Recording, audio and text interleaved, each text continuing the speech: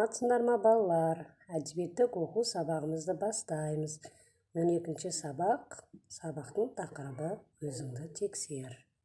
Тақырып бойынша алған біліміңді тексеріп көр.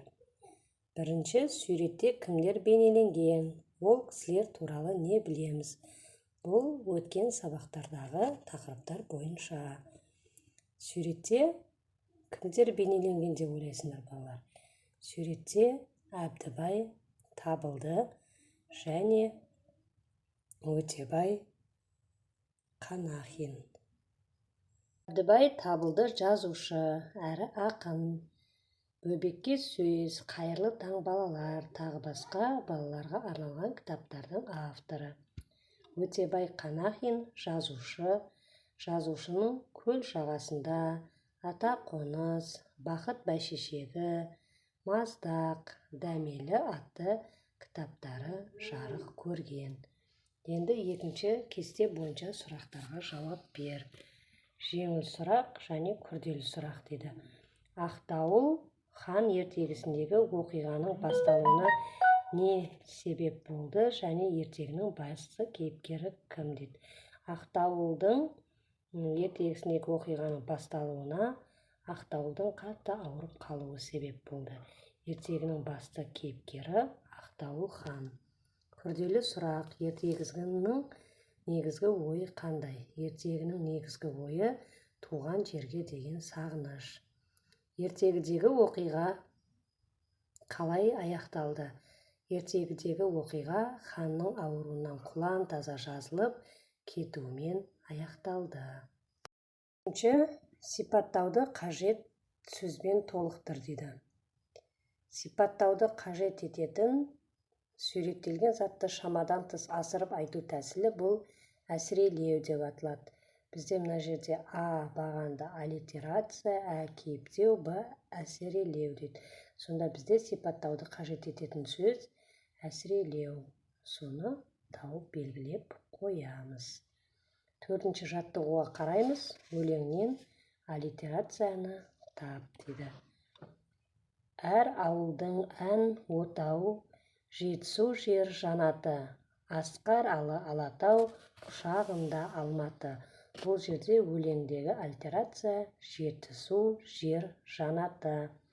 Енді бесінші жаттығуға қараймыз. Сөйлемдегі парыз сөзіне мәндес сөзбен өзгертіп оқы дейді. Туған жерді сырт жаудан қорғап қалу, соған күнілгері дайын тұру міндет дейді. Парыз деген сөзді міндет деген сөзбен ауыстырып өзгертіп оқыдық. Алтыншы тапсырмаға қараймыз. Омбы Василий Матвеевич ертіс сағыныш сөздермен байланысты мәтіннің тақырыбын ата дейді. Бұл мәтінмен байланысты тақырыптың аты дала сұңқары қиырға қарайды. Ол жерде омбыға барып оқыған шоқан туралы және Василий Матвеевич туралы айтылған. Бұл тақырыптың аты дала сұңқары қиырға қарайды. Жетінші жаттығуға қараймыз. Берілген тұжырымдамалардың қайсысы қате дейді. Қадыр Мырзалы. Біз білеміз, Қадыр Мырзалы геолог дейді. Бұл бұрыс па, дұрыс па? Қадыр Мырзалы ақын жазушы, геолог емес, яғни бұл бұрыс. Қаныш Сәтбаев геолог. Бұл дұрыс, балалар. Тұманбай Молдағалиев. Тұманбай Молдағалиев ақын. Бұл тұжырымдама дұрыс екен. Сегізінші жаттығуға қараймыз. Өлең шумағын мағынасына қарай қажет сөзбен толықтырып оқы дейді. Бізде оқулықта туған тағдырым, кетсем сағындым, сен жүректе таусылмайтын ән және астында қажет сөздер берілген. Алыс елім, арқашан жырым. Енді біз осының мағынасына қарай қажет сөздермен толықтырып оқып көрейік. Туған елім, тағдырым, алыс кетсем сағындым, сен арқашан жүректе таусылмайтын ән жырым. Балалар, 9-шы тапсырмаға қараймыз. Саяхат жетекшісі мен саяхатшы болып, суреттер бойынша сұрақ-жауап түрінде диалогтар құрыңдар. тараудың атымен байланыстырып суреттерге тақырып табыңдар дейді. Бізге бұл жерде Бәйтеректің және де Алматыдағы мұз айдыны берілген.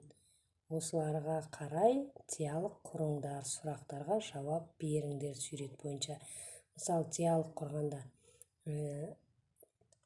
Айнұр, сен медеу мұз айдынына бардың ба? Ол иә, мен Алматыға мұз айдынына бардым деген сияқты диалогтар құруға болады екен. Және де мына Бәйтерек тегі суретке де қарай солай диалогтар құрап көріңдер. 10-ші тапсырмаға қараймыз. Бізге кесте берілген. Эссе жазу үшін не қажет? Иә немесе жоқ деген сөздермен белгілеп шығуымыз керек. Эссе жазу үшін бізге тақырып болу керек. Егер иә десіңдер, иә, жоқ десіңдер, жоқ деген бағанды белгілейсіңдер. Эссе жазу үшін яғни тақырып болу керек. Иә. Өз пікірің болу керек. Иә, өзіңнің пікірің болу керек эссе жазу үшін. Эссе жазу үшін басқа пікірлермен салыстыру керек. Иә. Өз пікіріңді дәлелдеу керек. Иә. Эссе жазу үшін қорытынды ой керек емес дейді. Бізге эссе жазу үшін балалар қорытынды ой болу керек. Сонда бұл жерде қорытынды ой керек емес дегенде жоқ деген бұл жерде дұрыс емес болып тұр.